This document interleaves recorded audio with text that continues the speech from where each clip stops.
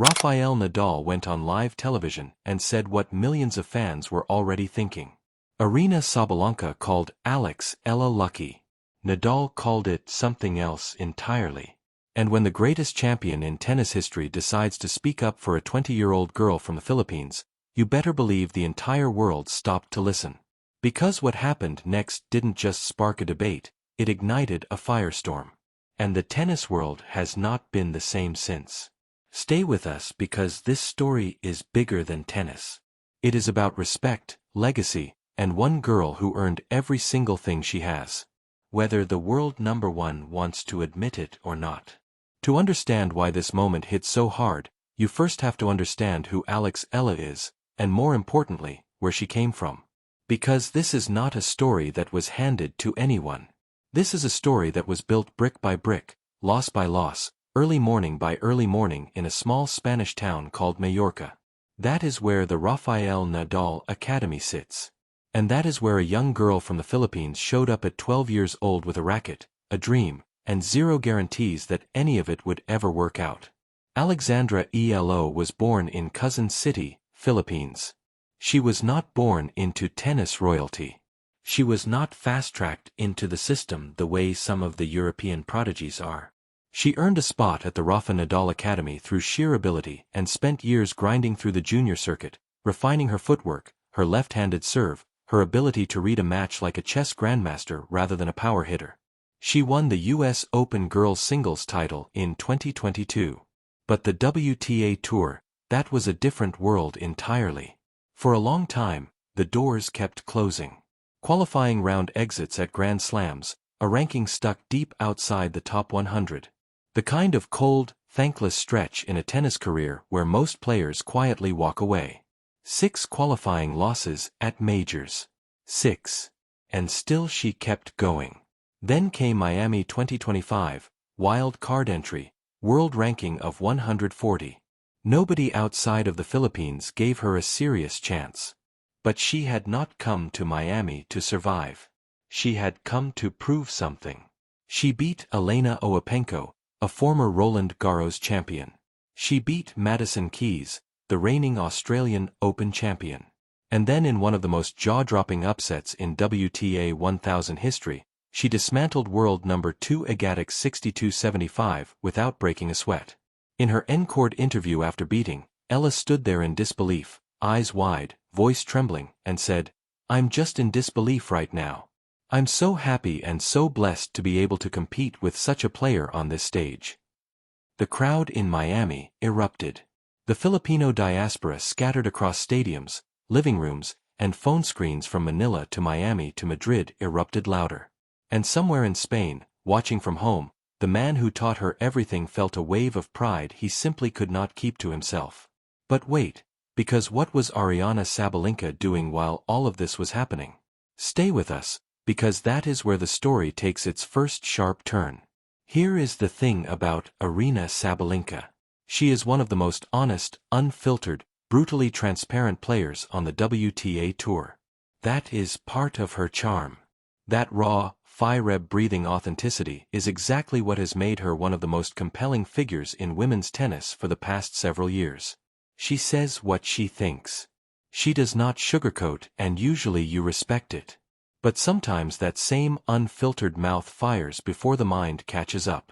It was during a live television panel discussion, a post-tournament broadcast roundtable featuring current and former players where Sabalenka was asked directly about Alex Eala's breakthrough run in Miami. The question was simple.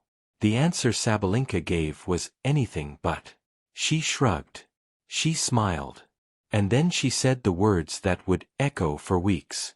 That Eala's Miami wins felt more about luck and the draw than about anything truly elite.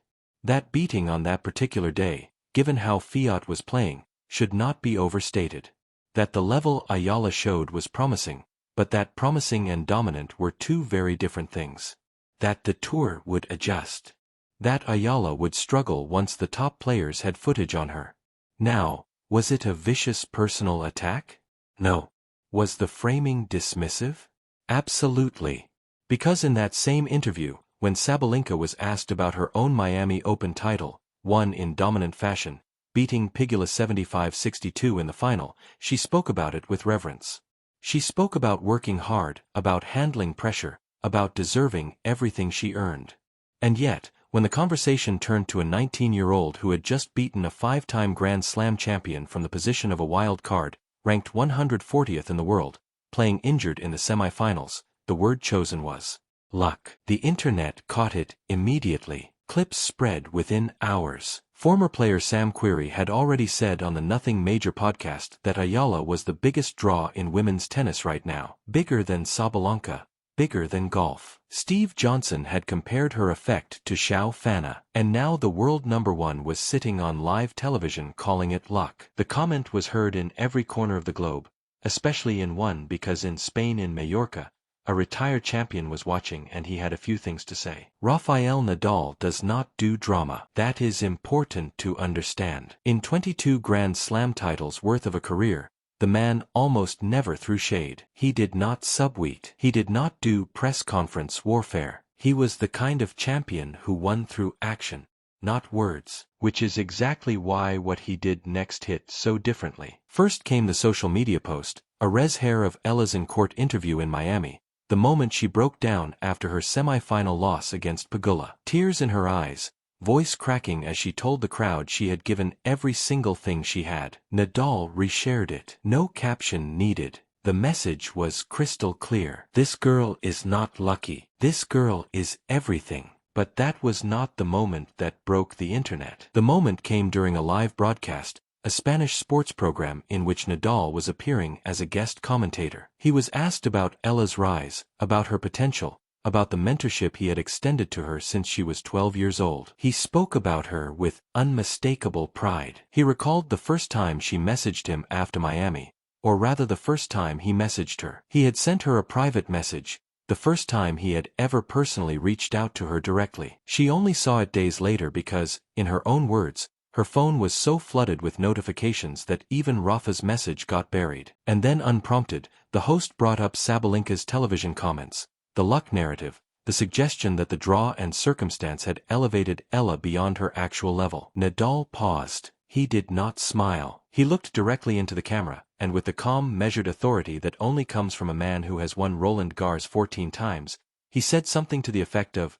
"Nobody who beats Egate 62-75 as a wild card ranked 140th in the world is lucky. That is not luck. That is preparation. That is courage. And that is talent." And I think when people suggest otherwise, they are not being fair to a young woman who has worked her entire life for this. He did not name Sabalenka directly. He did not have to. Every journalist in that studio, every viewer watching at home, every fan clipping and sharing the video within minutes, they all knew exactly who he was responding to. The clip hit 10 million views in under 48 hours. Filipino fans flooded every platform. Tennis journalists weighed in from every corner of the globe. And Sabalenka's comment, which may have been casually dismissive in the moment, was now a headline on every major sports outlet on Earth. And this is where it gets deeper because the story was only getting started. What followed was one of the most intense fan-driven controversies women's tennis had seen in years. Because this was not just about one comment and one rebuttal. This became about something much bigger. About who gets respect in women's tennis, about how rising stars from non-traditional tennis markets are perceived, and about whether the established elite are comfortable with the idea of being displaced. The Filipino community mobilized with a ferocity that the tennis world genuinely had not seen before. Former American professional John Na had already said it plainly.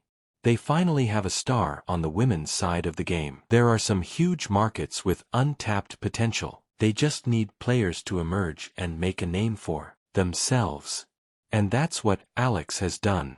The Filipino fanbase spanning Southeast Asia, the United States, Europe, and the Middle East turned every AA match into an event.